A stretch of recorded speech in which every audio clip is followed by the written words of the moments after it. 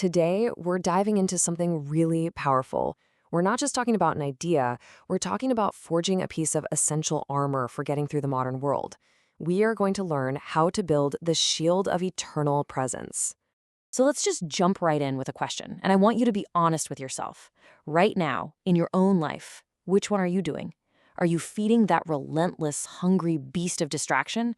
Or are you actively, consciously building a shield against it? Because as we're going to see, it's almost always one or the other. There's really no middle ground. And look, this isn't just some minor annoyance we're talking about, or a simple matter of having more willpower. No, we're framing this as a genuine battle. There is a beast out there, that constant nagging pull of distraction, and to face something like that, a beast needs a shield. This quote from Zoran, the mentor in our source material, just absolutely nails it. See, it's a two-step process. First, you have to stop actively feeding the beast. You stop giving in to every single ping, every notification, every little urge. But that's just the beginning. The second, and honestly the much more important step, is to fundamentally change yourself into something that distraction can't even get through. And this gets to the very heart of the problem for so many of us, doesn't it? We set up these helpful rituals, right? A morning routine, dedicated focus time. But the moment we step outside of that carefully controlled environment, the old gravity of the world just yanks us right back into chaos.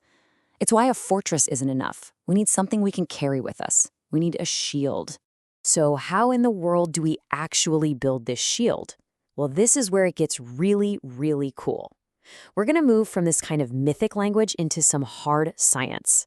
Let's take a look at the biology of invulnerability, the literal forging process that can happen inside your own body. Okay, so first, meet your salience network. The best way to think about this is like it's the bouncer for your brain. It stands at the door of your awareness and decides what's important enough to get in. Now, here's the kicker. Every single time you consciously ignore a non-urgent ping, you are actively retraining that bouncer. You're pruning the network, teaching it, hey, that sound, it's not a real threat. It's not that important. Over time, those pings start to feel way less urgent. And believe it or not, it goes even deeper than just wiring in your brain. This is where epigenetics comes into play, and it's mind-blowing. Your choices, your actual behaviors, can literally change the way your genes get expressed. You're not changing your fundamental DNA, of course, but you are changing which parts of that code get switched on or off. Think of it like a biological light switch that you control. And this chart just lays out the two states so perfectly. Under the old regime, where we're constantly giving into distraction, our genes express themselves as craving, as a sense of emptiness. But by choosing presence, by flipping those switches, we activate a whole new regime. Our biology literally shifts to express resilience, calm focus, and a state of being fully present.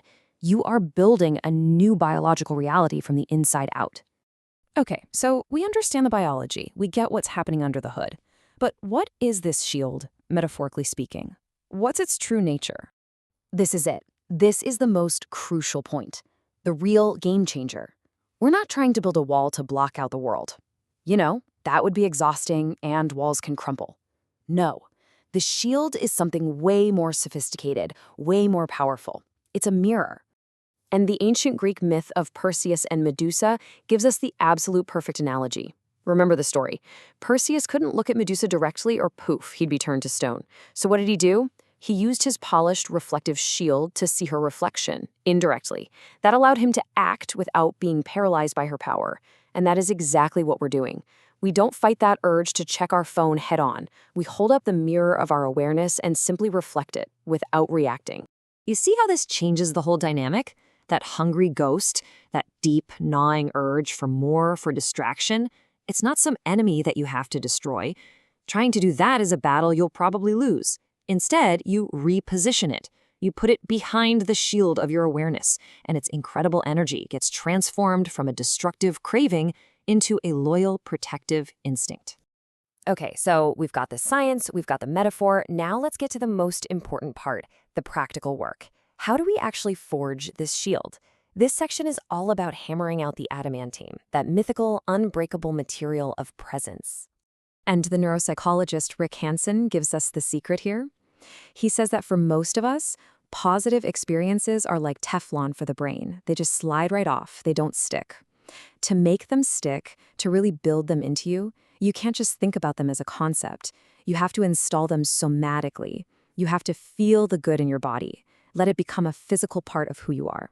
So here they are, the 3 practical hammer strikes. Number 1, the 3-second rule. When something good happens, the taste of your coffee, a moment of peace, just pause for 3 seconds and let that feeling really soak into your nervous system. 2, Vipassana of the craving. When that urge to get distracted hits you, don't fight it, don't push it away. Instead, turn towards it with curious, compassionate observation. Just watch it without judging. And 3, the eternal now anchor. This is your portable tool, your secret weapon. One single conscious breath paired with the silent thought, I am here. It's a micro reset you can do absolutely anywhere, anytime. So what's the result of all this work? All this forging, all these thousands of tiny hammer strikes?